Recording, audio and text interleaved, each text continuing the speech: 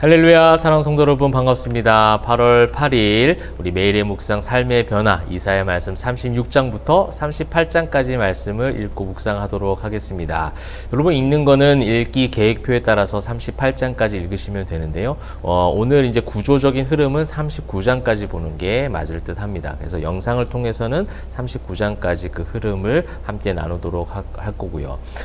근데 이제 그 39장의 내용이 뭐 긴 내용이 아니기 때문에 히스기야가 실수했던 이야기이기 때문에 여러분들 오늘 38장까지 읽으시고 그 흐름을 머릿속에 가지시고 내일 또 39장부터 읽으셔도 크게 상관은 없겠습니다.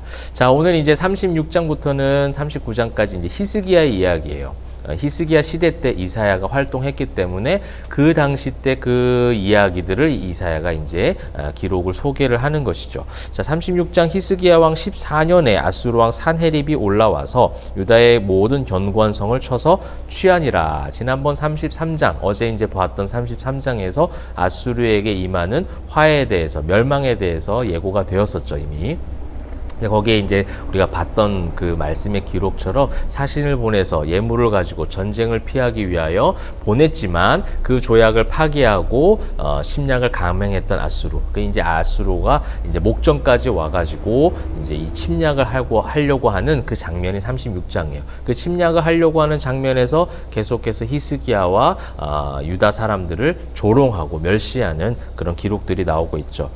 이제 아수르가 보낸 이제 랍사게라는 사람이 그들과 이제 대적하는 모습이에요. 멸시하고 조롱하는 거예요. 너희가 지금 뭔가를 의지하고 우리를 이길 수 있을 것 같아서 누군가를 의지하지만 그조차도 다 상한 갈대와 지팡이 같다. 애굽이 그렇다라는 것을 이야기할 정도로 굉장히 강력한 힘을 가지고 아수르가 이제 침략을 감행하고 있는데, 그러면서 이제 멸시하는 내용을 보시게 되면 15절 보시게 되면 히스기야가 너희에게 여호와를 신뢰하게 하려는 것을 따르지 말라. 그가 말하기를 여호와께서 반드시 우리를 건지시리니 이 성이 아수르 왕의 손에 넘어가지 아니하리라 할지라도 히스기야의 말을 듣지 말라라고 지금 이야기하고 있는 거예요.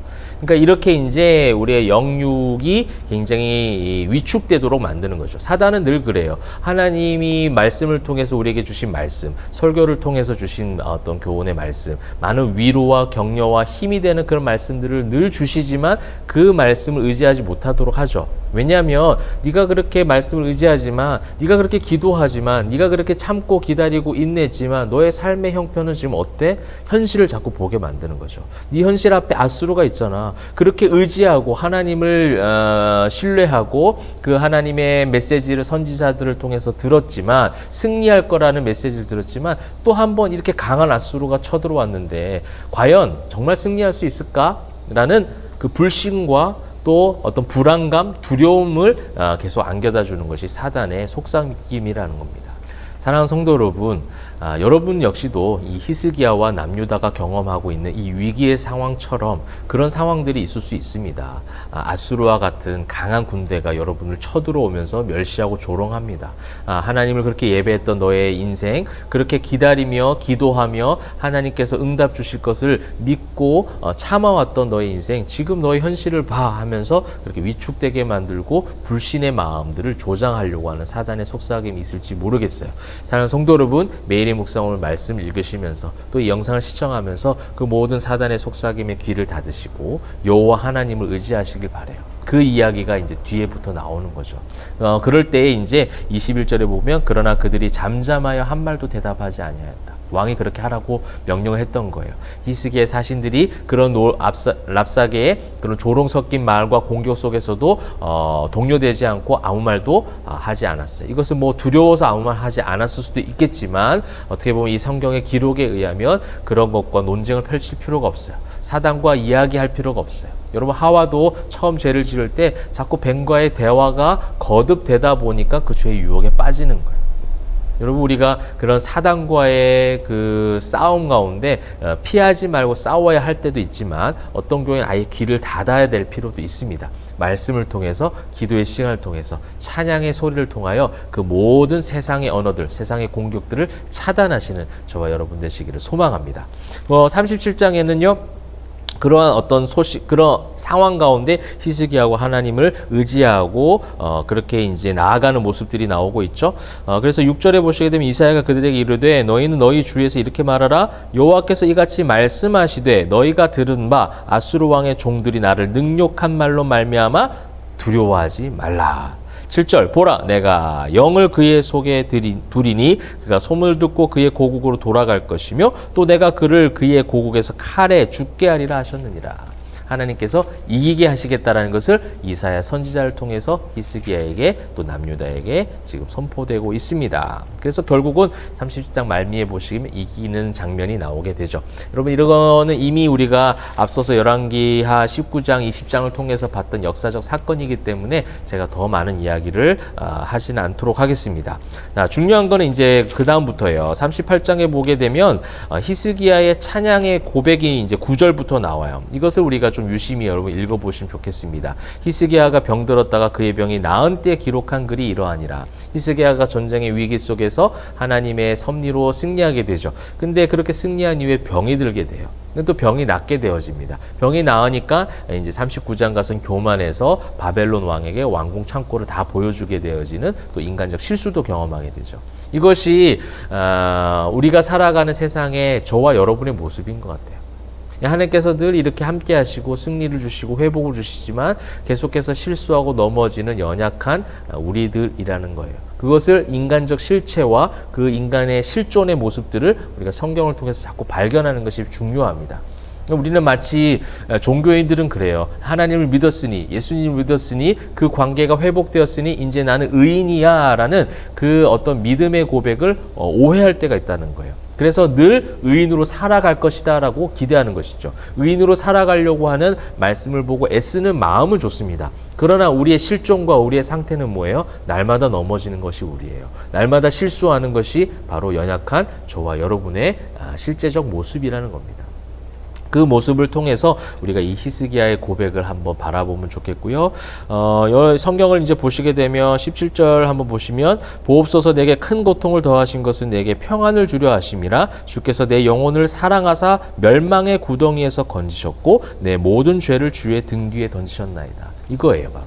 히스기야가 말했던 것이 히스기야의 고백 속에서 우리가 발견해야 되는 것이 바로 이런 걸. 큰 고통을 더하신 것은 내게 평안을 주려 하심이라. 이러한 고통이 내가 이 세상 가운데 만날 수 있는 이 수많은 고통 가운데 이 고통 뒤에 오는 그 하나님이 주신 샬롬, 참된 평안이 있다라는 거죠. 그것을 통해서 훈련시키시는 거예요. 그리고 내 영혼을 사랑하사 멸망의 구덩이에서 건지셨고 내 영혼을 너무 사랑하시기 때문에 고통 속에 그냥 두시지 않는다라는 겁니다. 그 고통 속에서 구덩이에서 건져내시는 구원의 하나님을 이 삶의 모든 고통의 여정 속에서도 광야의 여정 속에서도 그것을 발견하게 되었다라는 거예요. 이것이 성도와 신자의 참된 고백이라고 할 수가 있겠습니다. 그래서 20절에 여호와께서 나를 구원하시리니 우리가 종신토록 여호와의 전에서 수금으로 나의 노래를 노래하리로다. 그죠? 노래하는 성도의 삶.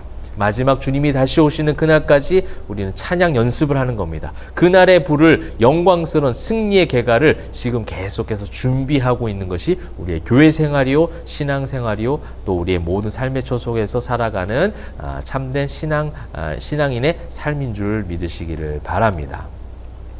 자, 그래서 이제 39장, 내일 읽으실 말씀인데요. 39장에서 그렇게 이제 병이 치료가 되었지만 히스기야가 또 바벨론 왕 무로닥 발라단이 히스기야가 병들었다가 나았다함을 듣고 히스기야에게 글과 예물을 보낸지라라고 1절에 나오는데요. 히스기야가 사자들로 말미암아 기뻐하며.